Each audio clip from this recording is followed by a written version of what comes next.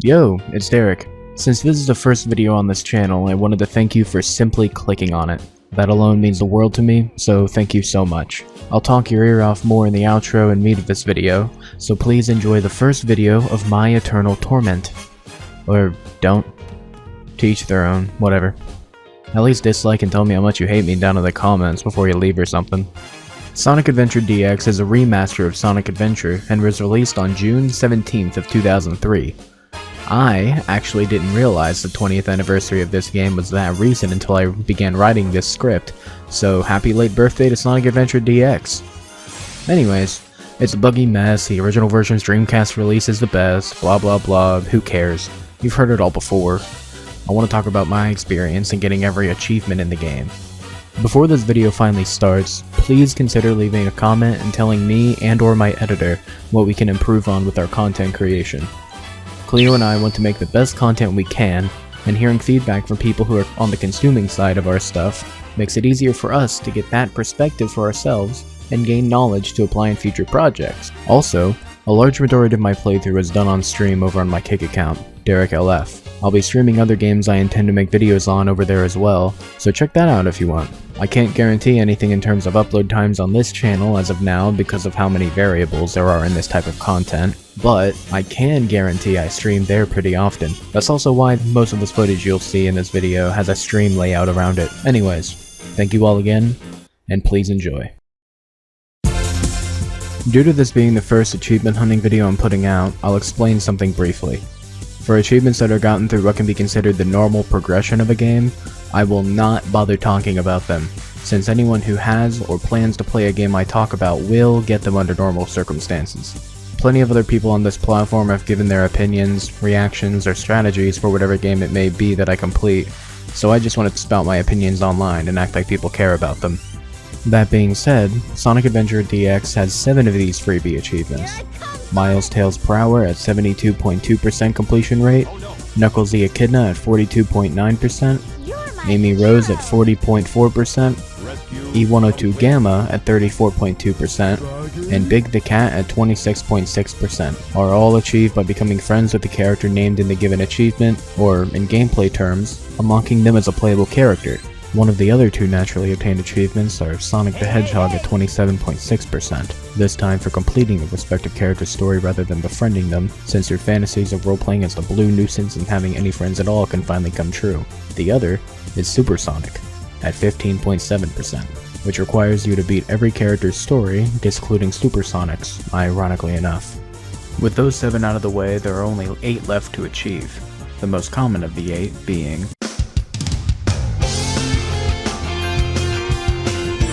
being the simplest of the emblem earning achievements at 5.4%, the adventurer requires you to get every emblem in the adventure field, or overworld is a more universal term. There are 12 in total, and all of them are extremely easy to find, if you have a guide, of course. In my opinion, the most annoying 2 of any of these adventure field emblems would definitely be the one where you have to use your tail spinning attack as Tails between those 4 trees in front of Station Square's Town Hall. You have to do that attack there, it's like no other character can activate that. And the emblem that's just kind of floating in midair around Angel Island that you can get with any character that's able to go out that far. Oh, bro! That's crazy. I love depth perception. Grab that. Yeah, just remember you're tougher than leather. Oh, I am What the But as far as I know, there are no hints towards either of these emblems. Unless you count the egg-shaped rock in front of the trees across from Tails' emblem's location as a hint, but that's up to personal opinion. You know, the amount of talking about this achievement feels kinda under par compared to the rest of these segments, but honestly there's not really much to talk about with this one. I just kinda got the emblems after beating all 6 main stories, so I definitely had access to every character and every location. On to the next achievement, I guess.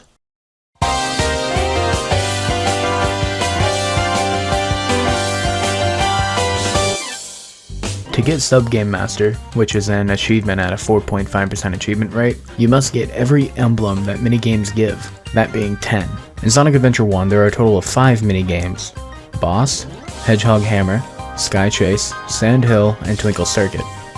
boss is basically a boss rush mode for each basic character that unlocks after you beat their respective stories, but it offers no emblems. For this achievement, you only need to focus on the last 4, so I never touched this mode. In Amy's main story, you play this one for an unnecessary and almost useless upgrade. You can do it another time for a slightly better upgrade, though there's no real reason you'll want either in the end aside from completion.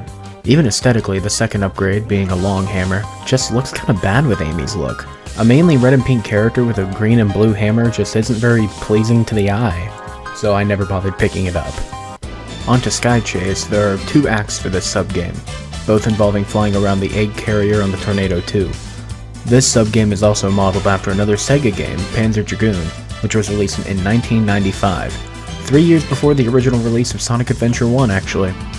For Act 1 of this subgame, you must get a score of 8,000, and for Act 2, you must get a score of 20,000 for each extra emblem. The waypoints are given in both acts is based on what you destroy and how fast you can destroy multiple things. Fighter Aircraft A's, which are gray, are worth 30 points. Fighter Aircraft B's, which are yellow, are worth 50 points. Mines are worth 20. Missile launchers are worth 30. And missiles themselves are worth 5. The only way to multiply the points gained is by destroying something within 1 second of the last thing destroyed, and this multiplier can go up to 10 times the points. This is mostly only going to happen when you target multiple enemies by using the Tornado 2's homing attack. Honestly, Sky Chase was the hardest of any subgame for me. Both acts were giving me a pretty tough time, and I already wasn't in a great mood in my session of beating them since I was fresh off the heels of 100%ing Big's stages, but we'll get to that later. One of the more obnoxious parts of Sky Chase is the sensitivity of aiming. It's comparable to trying to get a firm grasp on a very wet bar of soap. Slippery and annoying, but mostly annoying. If aiming weren't so terribly slick, I feel like the 2 acts would have been much easier. Like, dramatically easier. Sure, a couple of segments benefit from wildly aiming, but not enough to consider it a benefit. The main example of a benefiting time is the last section of Act 2 before the final fight where you're under the egg carrier. Aiming wildly there, with how many mines and just general enemies are around, is a good time for the old spray and pray tactic. Now that I think about it, there's virtually nowhere else I can think of that would benefit from high sensitivity more than it would from a moderate level of aiming speed. I suppose, in that way, the extremely sensitive controls that plague most of the game are still a problem even in a completely different playstyle. Next, there's Sandhill, a Tails and Sonic exclusive like the Sky Chase acts, another straightforward but possibly difficult requirement. Beat the minigame with a score of 10,000. Luckily, the word difficult was not applicable here for me. This subgame involves Sonic or Tails running down a, well, sand hill, and running through gates which give the player points. You can combo multiple gates to get higher and higher amounts of points for each one you pass through, but the combo goes away after a short while.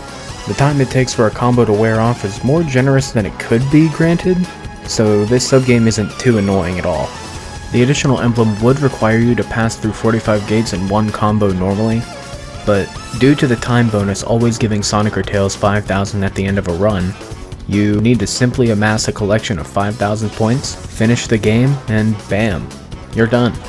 I'm unsure if it's even possible to complete the 10,000 point requirement without that bonus, but I've never really tried since the game gives you those 5,000 for free. I'm not here for the fun of a challenge, I'm here to get those shiny, glorious achievements.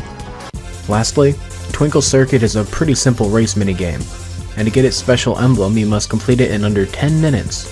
This can only be played by Sonic, Amy, or my main man, Big. I can't resist a chance to play as my fursona, so Big got himself a new hobby and crushed the competition. No, seriously, this was by far the easiest subgame to finish for its additional emblem. The words race and competition aren't even applicable here.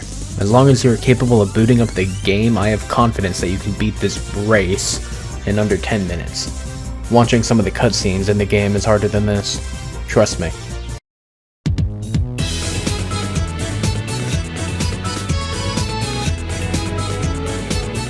Five emblems can be obtained from Chao races, one from each jewel race. Once you obtain them all, you get Chao's best friend, an achievement at a 4.4% completion rate. A text guide I used recommended what each stat should be on a Chao to complete and win all 5 races.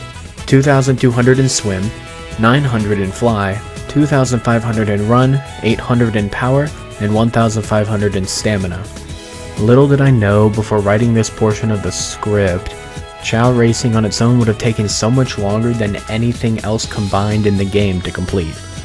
I'm not gonna lie to you, I did use a Chao Garden editor to make Curdbird, my golden Chao whose name is not pronounced cardboard, an absolute beast. Also, I don't know what I did when editing him to be a god, but he's an egg with feet in the footage that you're seeing. What the f-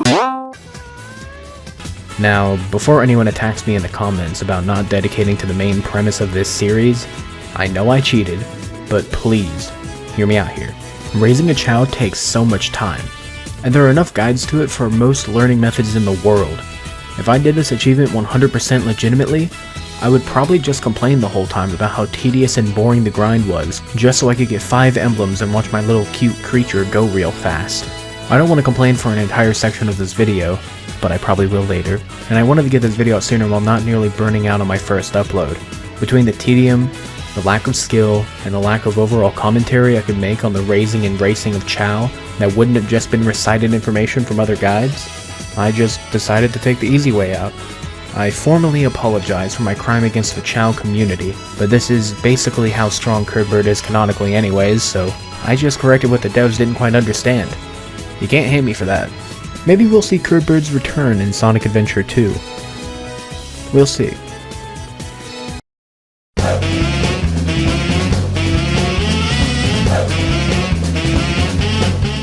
You know, when I started this, I didn't expect this section to take up 7 pages of a 12-page script. Well, that's just how it is, I guess. Let's rock. To get the fastest and strongest at a 4.3% achievement rate, you must get every emblem in every action stage, which is 96 emblems in total. This was actually the first of the 4 major emblem collecting achievements that I got, and it was definitely the most agonizing. Action stages are what you would consider the traditional levels of the game. Each stage has 3 levels, each having different goals to meet in order to acquire up to 3 emblems per action stage. The easiest level, Level C, may be acquired by simply completing a given action stage. Next is Level B, of course. Yeah, not bad. Yeah, not bad. And these challenges generally aren't too tough, but Level A is where most, including me, will get a bit annoyed, but I'll delve into that shortly. Each character must fulfill different requirements in their action stages to get these additional emblems, but the requirements are the same between their own levels. You also can only complete 1 level at a time, so no shortcuts and doing everything in one run for me. No, I have to replay every level a bare minimum of 3 times, often much more. As an example for what each level demands of the player, Sonic's stages ask you to clear all 10 of his stages with 50 rings or more for his Level B emblems, and to beat each stage of his under varying time limits for his Level A emblems. The latter of which was terrible for me, and this isn't the last we'll see of these time restraints for this achievement. In order, the time limits for each of Sonic's action stages are 2 minutes for Emerald Coast, 3 minutes for Windy Valley, 5 minutes for Casinopolis, 4 minutes for Ice Cap, 3 minutes for Twinkle Park, 3 minutes for Speed Highway, 3 minutes for Red Mountain, 5 minutes for Sky Deck, 4 minutes and 30 seconds for Lost World, and 4 minutes and 30 seconds for Final Egg. Sure, some of these time limits may seem well balanced on paper, and sure, it may not be the hardest thing to do ever, but once I hit Twinkle Park, it just picked up from there, and by picked up, I mean sucked. Twinkle Park itself felt like it nearly demanded me to be perfect at all times, only having a hair over 5 seconds left on what I felt like was an excellent run. Emerald Coast was a tighter time of less than 3 seconds, but really that wasn't difficult due to the simplicity of the level. If you can steady your thumb on that joystick and spin dash a few times, you do this cool little skip if you want, and you'll be fine, for the most part. Same goes for Windy Valley, though it can seem and feel a little bit more intimidating. It's still nothing to worry about whatsoever though. Casinopolis picks up somewhat, but a lot of the difficulty comes from the game being as janky as it is. I think you can influence Sonic's movements in the spinball minigame, but I legitimately never understood how it worked. It either stalled Sonic for too long higher up, or it dragged him to the edge to lose me a ball. The bumpers could also kind of drag him to the bottom sometimes, but that's just DX being DX. Ice Cap is also relatively easy since you can skip almost all of one of the more annoying sections of the stage, a really tall room where you make a stalactite fall down and then a door opens and you can leave. But like I said, it just got worse from here. Speed Highway definitely had the most examples of the classic Sonic Adventure DX effect, where you just kind of warp like 10 feet away because you moved a little weird. The problem with this level having so much of that is that 90% of it is absolutely surrounded by death falls, so going fast here is a bit tough to say the least. At least without draining all your lives on deaths or restarts, since you may get what feels like a really solid run once in a while. Luckily, there is a skip you can do at the start, and since it's literally the first thing you do, you can just exit the level if you mess up so you can keep all your lives. Without that small skip, this level felt absurdly tight, and the frustration of being thrown off of the flimsy floor set in too much for me to deal with all that. Red Mountain actually ended up being one of the most fun Sonic levels to me. There are plenty of areas we can speed things up a bit by jumping during a fresh spin dash, and honestly, this level probably helped me a lot in the coming 3 levels in terms of feeling comfortable with movement. There isn't really much else to say about this level. It has cool skips, fun movement opportunities, and the only really tough part is at the end where the fire-breathing statues and hammers. A little patience though, and those are pretty easy themselves, especially after all the time that spin dash jumping saves. Yeah, okay. Skydeck is where it really becomes horrible, alright? I won't lie. The last few aren't that bad of levels to complete, but Skydeck is another beast. This was definitely my least favorite level to complete. Where do I even begin with this monstrosity? Well, I suppose I could start with a comparison. Do you remember when I talked about Speed Highway's death falls? Well, Skydeck also has a ton of those, and you are almost always at risk of them because of the need to jump between footing in the very first section of the level rather often, and it has multiple examples of some of the least reliable footing in the game, obnoxious camera snaps, and poor controls. This section is basically all over one massive death plane. Slip up, you die. Simple as that. Even if you don't slip up, there are some segments that may just decide to screw you over because of the Skydeck being thought of, drawn out, modeled, programmed, funded, double-checked, produced, triple-checked, and peer-reviewed by someone who only wants to inflict suffering on innocent Sonic fans. Okay, maybe innocent isn't a perfect descriptor, but I think I got my point across. After you finish the first section, the second isn't much more fun. It's not the worst, but it's still not that fun. For the duration of it, the second section has turrets that will shoot at you after a short while.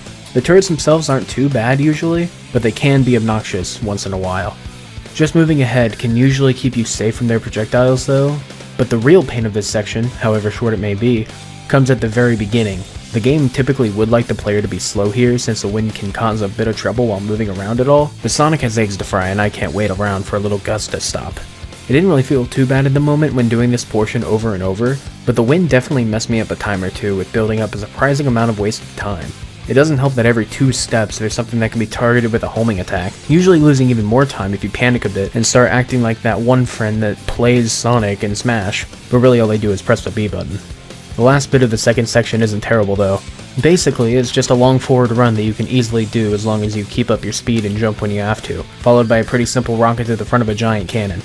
The third and final section is simply abysmal. I got lucky at the end with my winning level A run, but I won't even lie, this is one of those if you mess up you have to restart type of things in the beginning of it. If you fall down completely in the final bits of the beginning of this section, which is very easy to do with camera snaps and the fact that you're playing Sonic Adventure DX, it's pretty much a wrap at that point unless you've used quite a bit of skips and general fast movement up to this point. There are also these electric spinners all across the stage that have a very, very subtle effect to signify that you can't hit them. Like, I'm talking really subtle. I just thought hitboxes were acting up on this stage when I first played it, since I had no idea these spinners were even different. I've talked a lot about Skydeck though, so avoid a few bad nicks, skip across the last section, loop-de-loop and pull and your shoes are looking cool, onto the next stage. Luckily, we're fresh off the heels of possibly the most obnoxious Sonic stage, so these next 2 levels aren't going to be that bad in comparison. To start the end of this little ranting session, there's Lost World. Not Sonic Lost World, Sonic's Lost World. Knuckles has one too. We'll get there later though. Having one of my least favorite songs in the whole game doesn't really help this level in terms of my rankings of overall fun, but this level isn't the worst. It's one of the most daunting Sonic levels, sure, but not the worst. We already know the worst. It's Skydeck. Lost World's beginning isn't too difficult or crazy, it just kinda boils down to moving fast through some small corridors. The only real obnoxious part is a cylindrical hallway that has a bunch of stone blocks that come out that are pretty tough to see before they pop out. But aside from that, the start should be easy. The next section you'll find is a room with water and a stone snake moving in circles in the middle of it. The objective of this room is to hit 3 different tiles to be able to move on, and you raise the water with larger tiles to get these sort of key tiles. At least that's what I'll call them. That alone isn't anything too difficult, and the speed at which you do it is somewhat held back intentionally by the snake's movement. The snake itself, however, can feel like some of the most unstable footing in the game, or any game for that matter. I say it can feel that way for a reason. I never had problems with falling off the snake. The closest I came was the snake trying to push me to its end while standing in about the middle of it or farther back. Aside from that, there were a ton of what seemed like near-death experiences, but once I learned to trust the snake trusted me, and that section became easy. Oh, and the time save of spin dash jumping from the last water raising panel to the last key panel helped a lot too. The next section has a bunch of lights that you're supposed to shine onto some mirrors or something, as well as some platforming across some square-shaped platforms, but you can see just fine without shining any light onto any mirrors. There are some enemies in this section, however, they're very easy to deal with. So if you mess up, it's just kinda your fault. There's never a chance to validly mess up a homing attack, and there's never a place to have full security when using a spin dash, so this section boils down to a skill issue if you have a lot of trouble with it. Just charge up a light speed dash at the end to use on some rings and you're done with that section. Just fall down a waterfall into a spring and bounce your way to the next one. Here, you're chased by a big old rock. If I wanted to make an obvious reference here, I could, but I won't. Nothing too complex, once again. You can basically just hold down the whole time to escape successfully. I will warn you, however, from personal experience, if you go too fast at the beginning, usually with a spin dash, the boulder rubber bands so hard that it almost instantly catches up to you and hits you. Oh! That rock really caught up. Wow. Wow. Just watch out for that and it's smooth sailing. The last section is the worst by far, but is manageable once you get the feel for it. You have to scale a tall room with tiles on the wall that you can walk on, and the shifts in gravity when you walk on them can mean poor controls, so buckle in. It's tough to really describe this room's whole process. The most I can say is that the portions with spikes that move are especially a pain. The hitboxes on the spikes are deceiving and walking on the wall tiles is finicky, to say the least. Not an excellent combo, but not an impossible one. I don't believe I've mentioned it, but I played and completed every one of Sonic's action stages in one sitting. Near the end, my muscle memory wasn't even working to process the correct buttons, and for reference, only 2 were used. After 8 hours, you would think I would be able to remember what to press and when, but the fatigue was just getting to me, and Final Egg's main difficulty came from that.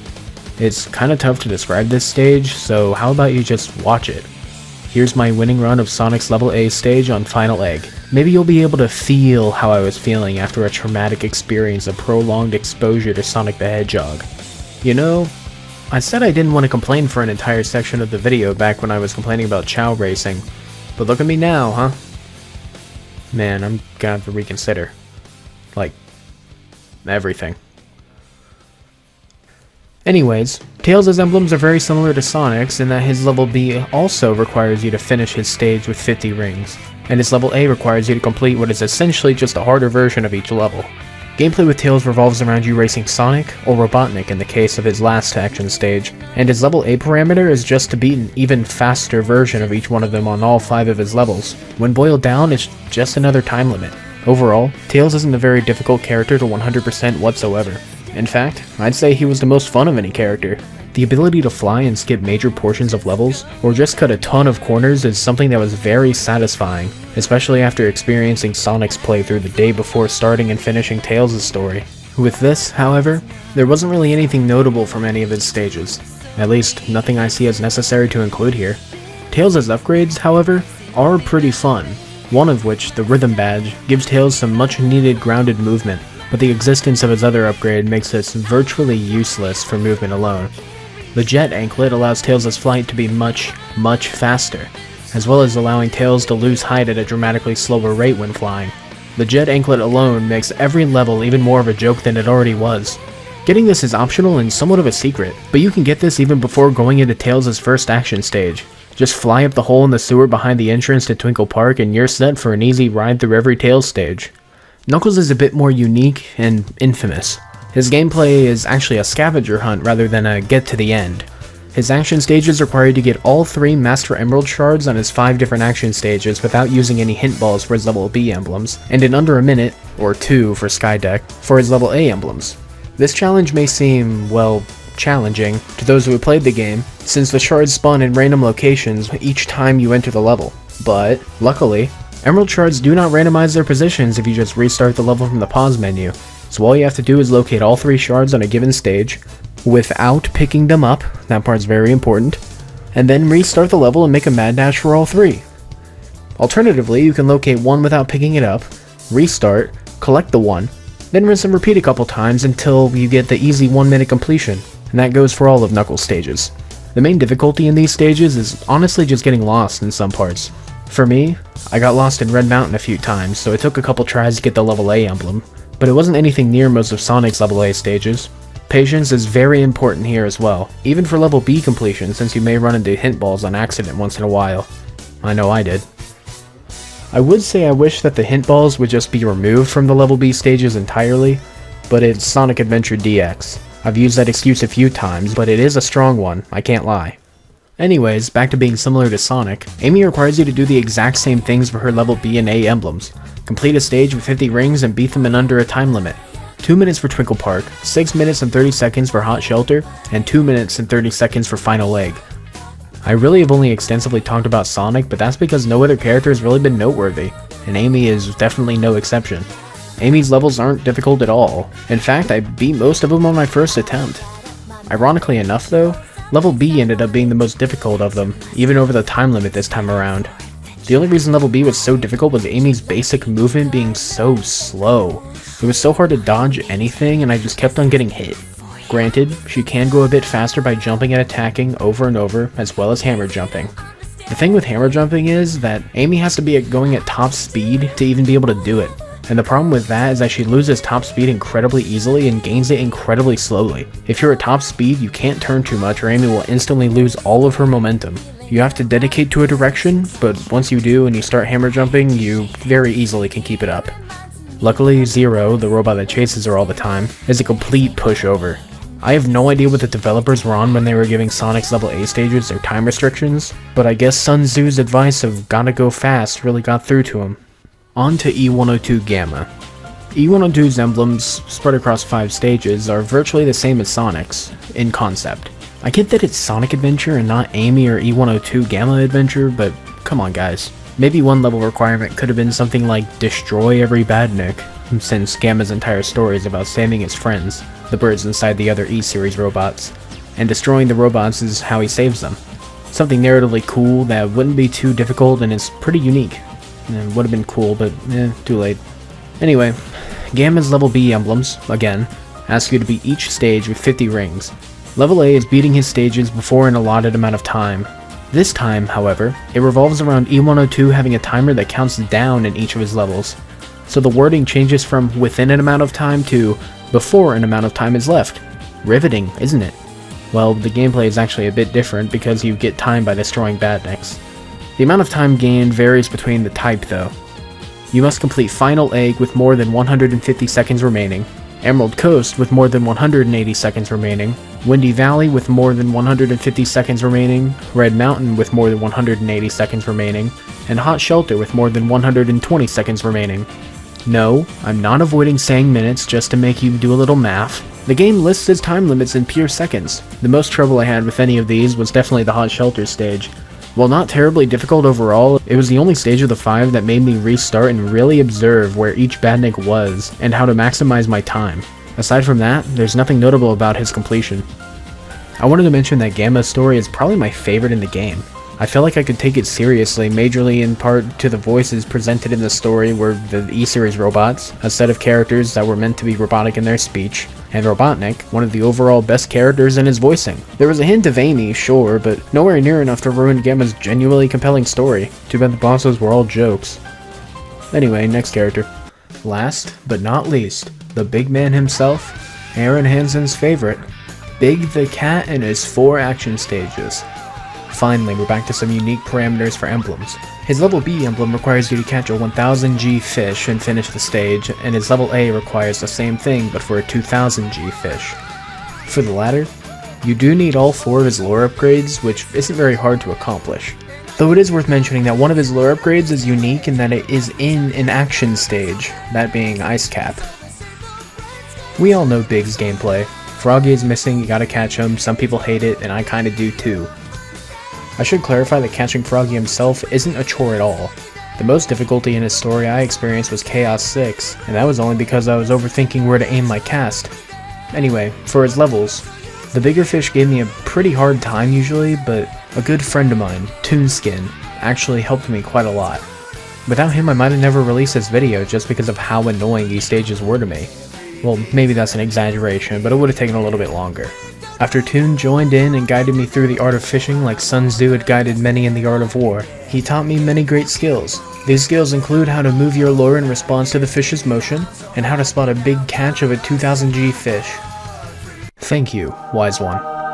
May I call upon your aid again? I will surely be as eternally grateful as I am now.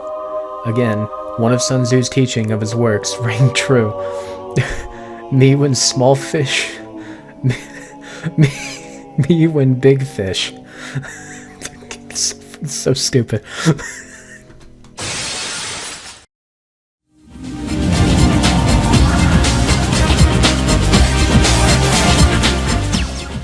The Perfect Adventure is one of those you did it achievements that you can put on your achievement showcase on your Steam profile. You get this from obtaining all of the emblems in the game, all 130 of them. I guess I can tell you that the final emblem I got in my playthrough was the Supersonic Credits emblem. Cinematic, I know. Essentially, this is just an all-in-one for the last 4 emblem attaining achievements, so nothing much to talk about here. Though I guess it's worth mentioning that you do need to watch every character's credit sequence to get 1 emblem each. So no closing the game to save time. At least I think you can't close the game. I've never tried. Either way, it was still always a great time to take a break, so I'm not complaining too much. I'll use the lack of conversation opportunity here to talk about my general thoughts on the game very shortly. I won't talk about the typical bad voice acting, poor DX version, PC port issues, none of that. I genuinely had a decent time with this game. Sure, there's the flaws that exist, obviously, but every day that I woke up while working on completing the game, I just wanted to play more to finish it sooner. Not in a please make it stop type of way, but in the perspective of someone genuinely looking forward to working on something that he cares about. And if this video does well, I could even say this is one of my favorite games, as it's the beginning of a channel that I really have an optimistic mindset for. We'll see though.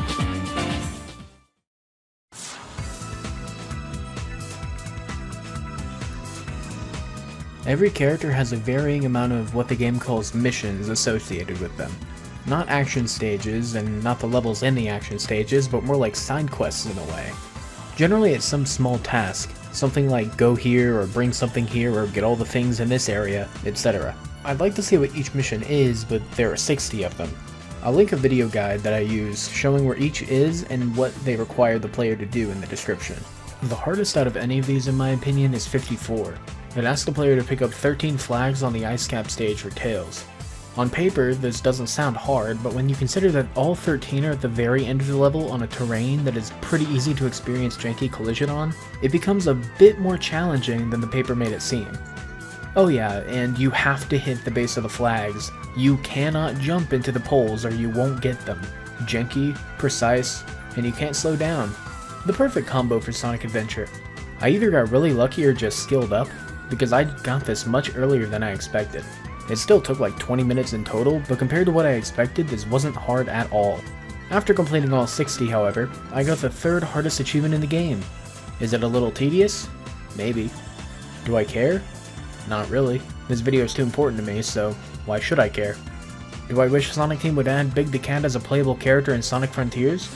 Yes, and I would buy and complete the game for a video if they did. Never getting that, though. Derek, you may ask, what could the last 2 Steam achievements for Sonic Adventure DX Director's Cut be, and why aren't you talking about them directly after the last one like you have been this entire video? And why are you putting words in my mouth? Well, inquisitive and very cool viewer, I wanted to make a quick interjection and say I had no idea that these 2 achievements and what they are about were even in the game before looking through the list of achievements in anticipation to work on this video. I know, I'm a fake fan, but with that said, kind viewers, after you collect all 130 emblems in Sonic Adventure DX and only in the DX version, here he is.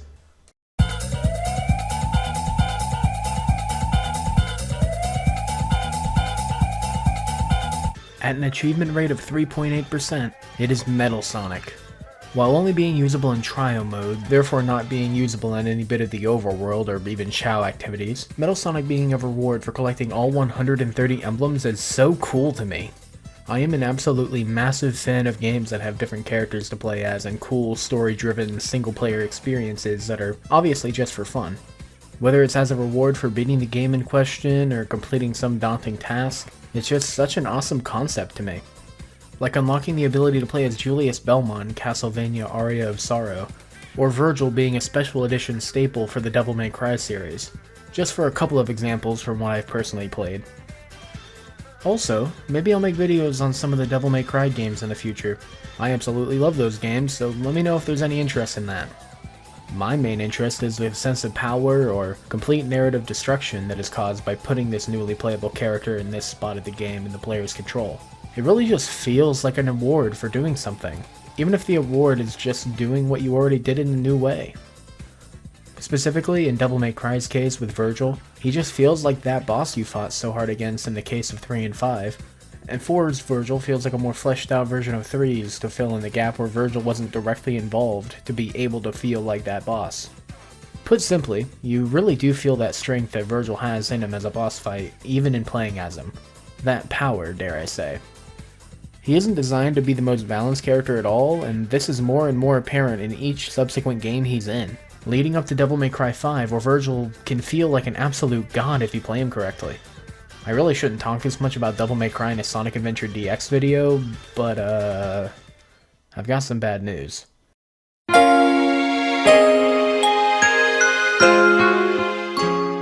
Metal Sonic is just a mediocre reskin of Sonic, even down to its stages and levels for each stage. This achievement is just gotten by getting level A completion on all of its stages, just like you already did with Sonic by this point. Even saying that Metal Sonic has stages feels wrong. Metal Sonic was such a missed opportunity, and the only difference between Sonic and Metal Sonic are their models. Metal Sonic lacks facial movement and even sounds, and Metal Sonic has an animation as if he was flying over the ground as a running animation. Not his top speed though. He just does Sonic's normal run when he's at top speed. That would have been a cool change, if they put the hovering animation over every or at least most grounded movement animations for Metal Sonic, but that's just how it is. I was thinking about it the entire time I was playing the game for this video, but I'm genuinely hoping that we see a Sonic Adventure 1 remake at some point in the future. This game is a prime example of a missed opportunity, and having one of the most interesting stories for a Sonic game in theory, it really could change how Sonic is viewed as a video game series if it were executed properly at some point.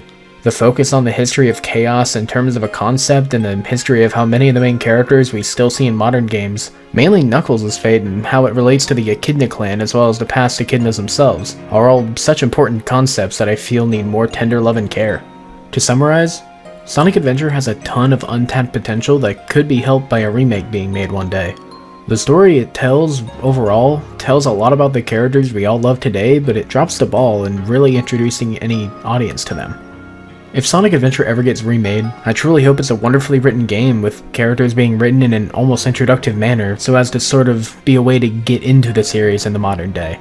Maybe Sonic won't keep continually being chopped up to a game about a funny blue hedgehog that says gotta go fast once in a while if that happens. We'll just have to see for ourselves if something like that ever happens though. Oh yeah, and last achievement I guess. Yahoo. Well, that's it. Those are all 15 of the achievements for Sonic Adventure DX on Steam. Thank you all so much for watching my first video. I'm beyond ecstatic to have the ability to put out higher quality content like this, so I want to thank my editor, Cleo. He has been a wonderful person to work with, and I'm feeling optimistic about our future. We'll see where we go from here, man. Thank you to all who watched to the end. So if you want to see me live while working on completing that, or any other games in the future that I plan on making videos over, you can check me out on Kick. The link to my channel there, as well as the link to my Discord server and Twitter, are in the description as well. To wrap this all up, again, thank you all so much for watching. Please feel free to leave a comment and recommend a game or two that you'd want to see me complete in the future. They have to be on Steam and they must have achievements natively on the platform, but mostly anything goes. Also, what is your favorite Sonic game? I'd have to say mine is Adventure 2. Granted, I really don't have anywhere to talk since this is the only Sonic game I've ever played to the end on my own.